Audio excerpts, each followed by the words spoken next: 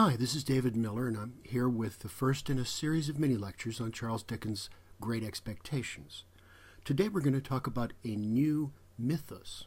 That's a phrase that comes from the Victorian writer Thomas Carlyle, and of course I'll tell you what it means.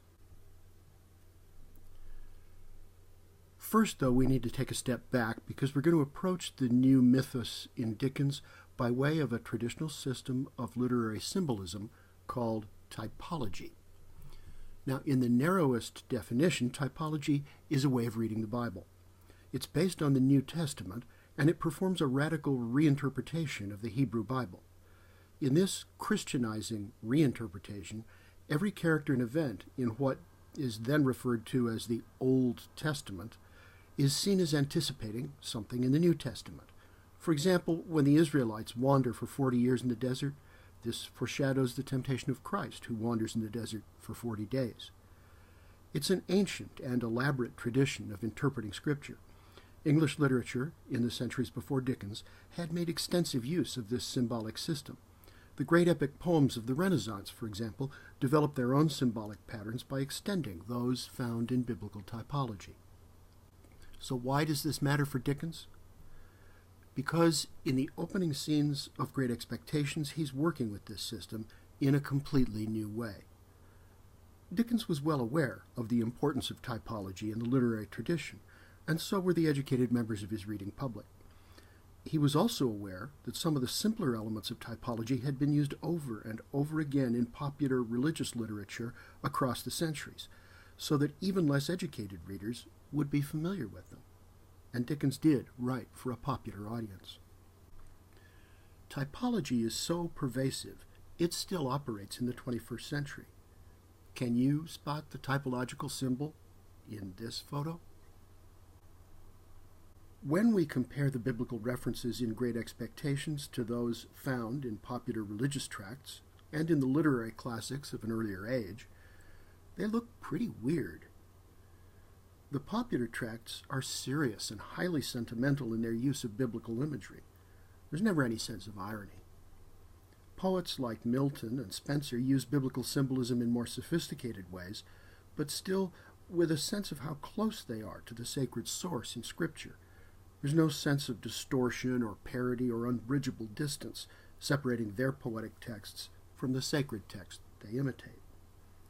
But when Dickens echoes the Bible in the early sections of Great Expectations, the allusions come through as jokes, or travesties, or nightmarish distortions. This shows a sense of historical distance, a sense that some sort of break or rupture separates the modern era from everything that went before, including traditional Christianity. This sense of rupture with the past has been characteristic of modernity since the middle of the 19th century. There's no single or simple reason for this, and we don't have time for a complete lecture on the history of the period, so let me just say briefly that the Victorian era, when Dickens lived and wrote, was characterized by many sorts of social and political upheaval, by the rapid industrialization of manufacture and transportation, and by philosophical and religious skepticism, brought on in part by scientific discoveries which revealed to everyone except certain local school boards in the United States that the Earth was much older than 7,000 years, and that the universe is unimaginably vast. It was a period of crisis in almost every aspect of cultural and social life. So here's where we come to Thomas Carlyle. One of the most influential social critics of the time, he wrote a book calling for, as he put it, a new mythos, a new covenant with the divine.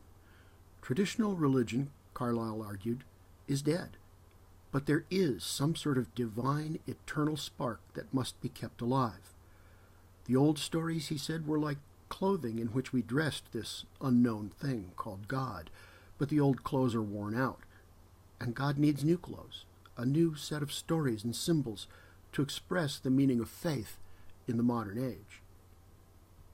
Now, Dickens was one of many writers and critics who were moved by Carlyle's appeal. The basic structure of every great Dickens novel can be seen to derive from the narrative materials of the Christian tradition, for they are all stories of conversion, stories of sacrificial children and of pity and compassion these children inspire, as the forces that redeem lost souls. Think of Ebenezer Scrooge in A Christmas Carol. What triggers his change of heart? Well, of course, it's the death of Tiny Tim, prophesied to him by the ghost of Christmas to come. In Great Expectations, we get a much more complicated version of the story, for Pip plays both roles. He's both Scrooge and Tiny Tim. But in the end, this is still a tale of conversion and redemption. I want to emphasize distortion as the main way that biblical echoes in the novel's opening scene signal a break with the past. This is a bit like the sense we get in Romeo and Juliet of what I said was alienation from the old order of the lineage family, but it's a much more striking effect here. We'll look at some examples from the novel's opening, and I'll ask you to notice how this wrenching force of distortion conveys something like Carlyle's sense that the old mythos, the old covenant, is broken beyond repair.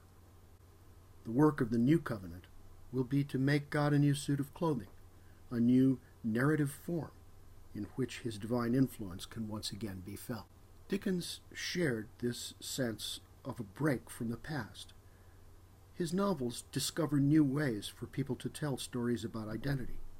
This is why Great Expectations is widely recognized as one of the foundational narratives of a distinctly modern selfhood. Dickens conveys a sense of his story as foundational partly by anchoring its beginning to a set of biblical echoes.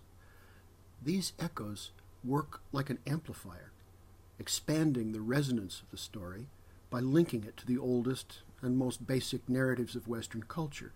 But this amplifier also generates the distortion I've been talking about. The echoes are bizarre, expressing a sense of modern distance from the ancient text. Pip is a modern version of a scriptural character known to biblical scholars as the chosen son, marked out for elevation, but also for sacrifice. Scholars apply this term to characters like Abel, Isaac, Joseph, Jacob, and Jesus, whose stories follow a certain basic pattern.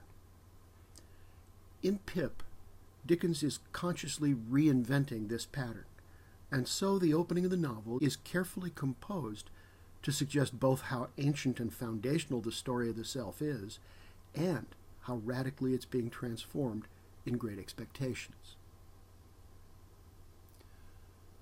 We'll start where Dickens does, with the story of Abraham and Isaac. I'll assume you know it. Pip, in the opening scene of Great Expectations, has much in common with the biblical Isaac. His Abraham rises up out of the graveyard like the dead hand of the past, threatening to reenact an all-too-familiar scene. "Hold your noise!" cried a terrible voice as a man started up from among the graves at the side of the church porch. "Keep still, you little devil, or I'll cut your throat."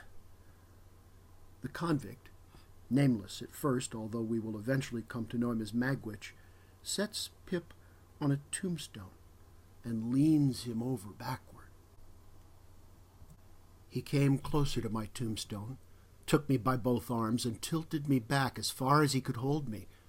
After each question, he tilted me over a little more, so as to give me a greater sense of helplessness and danger. "You get me a file." He tilted me again. "And you get me whittles." He tilted me again. "You bring 'em both to me." He tilted me again. "Or I'll have your liver out." He tilted me again.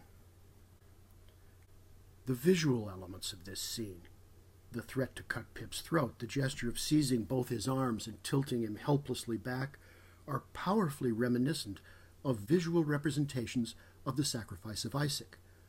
This is Rembrandt's version, and you can see the way David Lean's cinematography has been influenced by the iconographic tradition. Here's Caravaggio. But there's no angel in the Dickens picture, is there? And here's Marc Chagall. I think the reason there's no angel in the Dickens picture, well, the way it plays out, Magwitch himself is the angel. Interesting combination of the two figures. Dickens alludes to the ancient myth of child sacrifice in many of his novels and stories, and when he does, he links sacrifice to the idea of eating the child or burning him alive. In this scene, after devouring a bit of bread from one of Pip's pockets, Magwitch growls at him, "You young dog, what fat cheeks you got! Darn me if I couldn't eat 'em, and I hadn't half a mind to it." Later, he threatens that if Pip doesn't do exactly as he's told, "Your heart and your liver shall be tore out, roasted, and et." Dickens reminds us of this motif once or twice more in the first volume. Pumblechook likes to seize Pip, too, in order to make pronouncements about him. On page 97, Pip recalls the way his uncle would drag me up from my stool, usually by the collar, where I was quiet in a corner, and putting me before the fire as if I were going to be cooked, would begin. Later, Orlick supplies a more gruesome and literal reminiscence of child sacrifice. When I was very small and timid, Pip remembers, he gave me to understand that the devil lived in a black corner of the forge and that he knew the fiend very well. Also that it was necessary to make up the fire once in 7 years with a live boy, and that I might consider myself fuel. Pip's probably not quite 7 when this happens, and you notice that 7 years is a kind of a ritual number. It's arbitrary, but it seems very significant.